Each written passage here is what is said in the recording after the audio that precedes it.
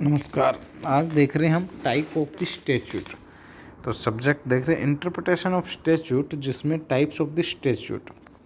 तो हम देखेंगे एक ग्राफ देखेंगे जिसके तहत टाइप ऑफ द स्टैच्यूट देख रहे हैं।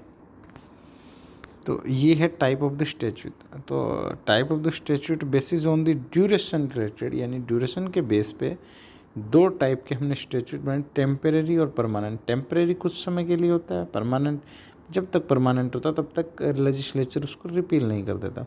उसके बाद नेचर से related mandatory, imperative, obligatory, directory और परमिसिव। एरिया से रिलेटेड बात करूँ तो दो ही है, पब्लिक और प्राइवेट।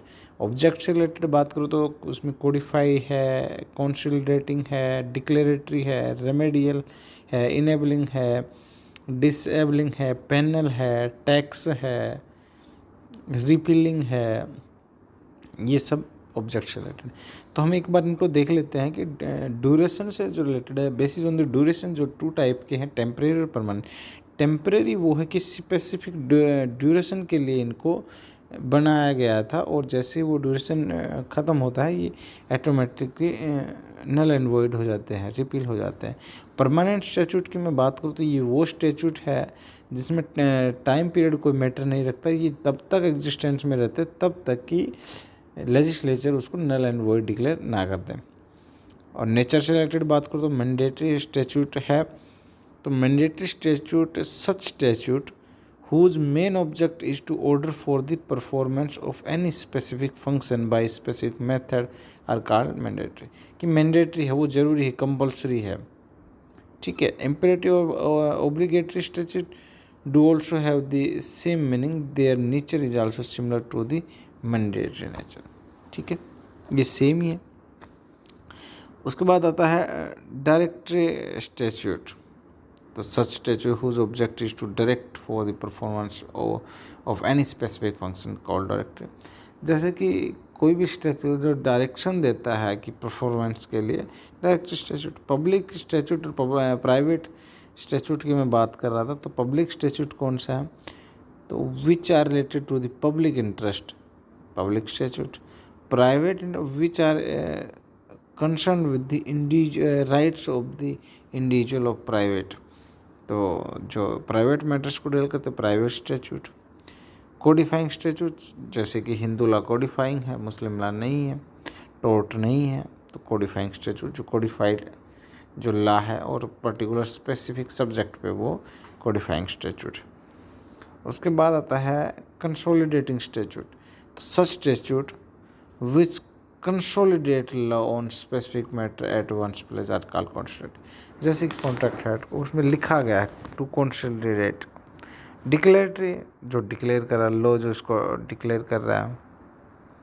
तो such statute which remove the doubt left in law are called declaratory statute. Such statute create new rights, जो नए राइट्स को डिक्लेयर करता है, डिक्लेरेटरी। रेमेडियल, जिसमें रेमेडी प्रोवाइड करवाई जाती है, जैसे कि such statutes are generally related to the public interest and its purpose its social justice।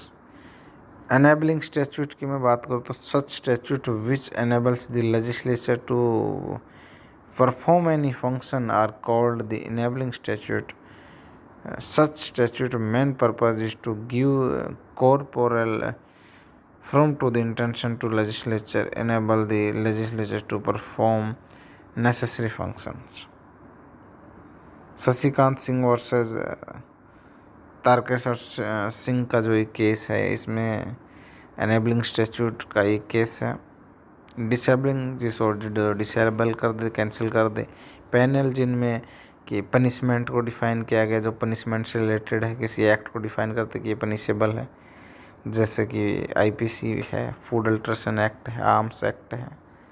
Taxing pixel statute, जिसमें टैक्स इम्पोज करने की बात आती है, जैसे कि जहाँ पे टैक्स वगैरह की जो टैक्स से रिलेटेड, जैसे गिफ्ट टैक्स, मनी टैक्स है ना, इनकम टैक्स, सेल्स टैक्स, ये जितने भी इनसे रिलेटेड जो स्टैच्यूट है, टैक्सिंग और फिस्कल स्टैच्यूट में आता है। अब कुछ केस हैं, बड़े इंपॉर्टेंट केस ये देख लेते हैं।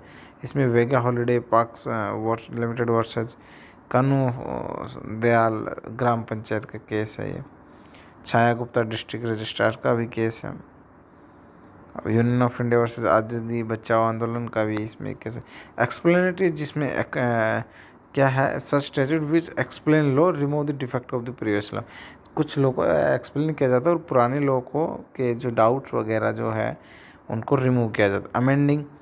अमेंडिंग पावर, जैसे कि 368 में पार्लियामेंट के पास में जितने भी अमेंडमेंट आए हुए अभी तक वो सारे के सारे अमेंडिंग स्टैट्यूट काउंट होंगे। रिपीलिंग, एक बार जिस स्टैट्यूट को लेजिस्लेचर ने रिपील कर दिया उसकी अब कोई एग्जिस्टेंस नहीं रहेगी, उसका कोई इफेक्ट नहीं रहेगा।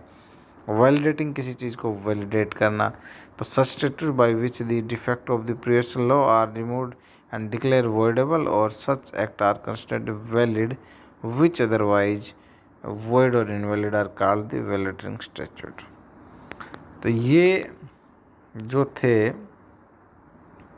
और ये ग्राफ है, आप इसका स्क्रीनशॉट ले सकते हैं कि ड्यूरेशन से रिलेटेड दो टाइप के, नेचर से रिलेटेड कुछ mandatory obligatory direct permissive, area से रिलेटेड पब्लिक और प्राइवेट है, और ऑब्जेक्ट से रिलेटेड। ये इन चारों के बेसिस पे इसको ये डिफाइन किया गया है। तो ये है statute, temporary, permanent, mandatory, imperative, obligatory, directory, permissive, public statute, private, codified statute, consolidating, declaratory, remedial, enabling, disable panel.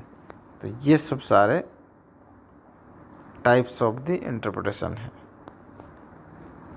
Sorry types of the statute है। इंटरप्रिटेशन ऑफ स्टैट्यूट में इतने टाइप जो है, इस टाइप के स्टैट्यूट है।